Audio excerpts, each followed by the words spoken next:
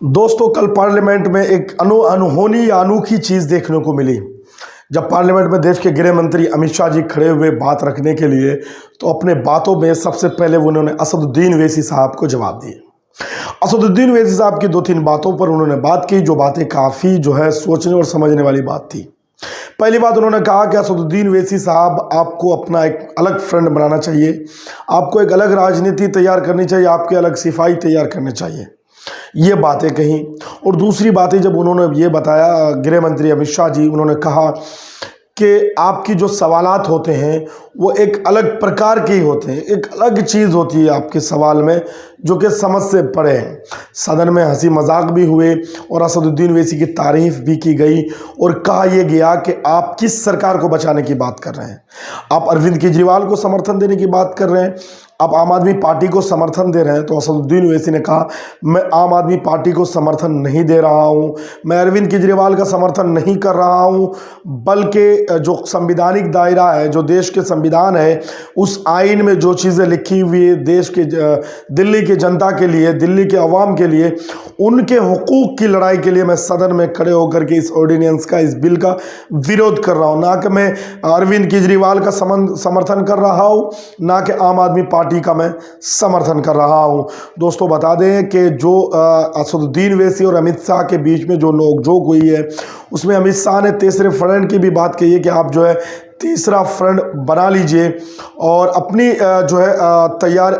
तैयारी शुरू कर दीजिए, अमित शाह ने कहा। तो असदुद्दीन ओवैसी ने कहा कि आप मेरा फिक्र बिल्कुल ना कीजिए, क्योंकि इंडिया गठबंधन में भी मजलिस इत्तेहादुल मुस्लिमीन नहीं है और एनडीए में तो सवाल ही पैदा नहीं होता है। तो ऐसे में सदन में जो नोकझोंक हुई है, इसमें अमित शाह जी ने जो बातें कही है, इसमें हंसी मजाक भी हुई है ज़बरदस्त तरीके से और AIMIM चीफ के ऊपर निशाना साधा गया, क्योंकि मजलिस इत्तेहादुल मुस्लिमीन के चीफ असदुद्दीन ओवैसी साहब जो हैं, वो सवाल हमेशा तथ्य के बुनियाद पर करते हैं और संविधानिक दायरे में करते हैं और ऐसा सवाल करते हैं जो भी भ्रष्ट सरकार है, जो भी भ्रष्ट लोग हैं, उनके जवाबदेही बनता ही नहीं है, क्योंकि वाजिब सवाल करते हैं, हकीकत में जो मामला होते हैं उसको पूछते हैं, सच्चाई को बयान करते हैं AIMIM चीफ। इसी को देखते हुए वो लोग हक्के बक्के रह जाते हैं, सही से जवाब दे नहीं पाते हैं। तो दोस्तों, कल जो घटना घटित हुआ लोकसभा में, यानी दिल्ली के बारे में हम बात करें तो दिल्ली में बहुमत से राज्यसभा और लोकसभा दोनों जगह पास कर लिया गया है बिल बीजेपी के द्वारा, या यूं के एनडीए के द्वारा, क्योंकि बीजेपी का बहुमत तो लोकसभा में था लेकिन राज्यसभा में बीजेपी के पास बहुमत नहीं था, जिसको बीजेडी, YS, कांग्रेस, इन सारी पार्टियों के समर्थन से बीजेपी ने इस बिल को पास कराने में कामयाब हो गए, जिसमें YSR कांग्रेस यानी जगनमोहन रेड्डी की पार्टी अंदर आ गई, उन्होंने राज्यसभा में भी समर्थन दिया। और उसके बाद हम बात करें बीजू जनता दल यानी नवीन पटनायक की पार्टी, उन्होंने ही बीजेपी को समर्थन दिया। ऐसे में बीजेपी दोनों सदनों में इस बिल को आसानी के साथ पारित करके ले लिए, मतलब पास करा लिए। तो ये बड़ी अपडेट थी जो आप लोगों तक हम पहुंचाने की कोशिश कर रहे थे कि अमित शाह और असदुद्दीन ओवैसी के बीच में जो नोकझोंक हुए थे,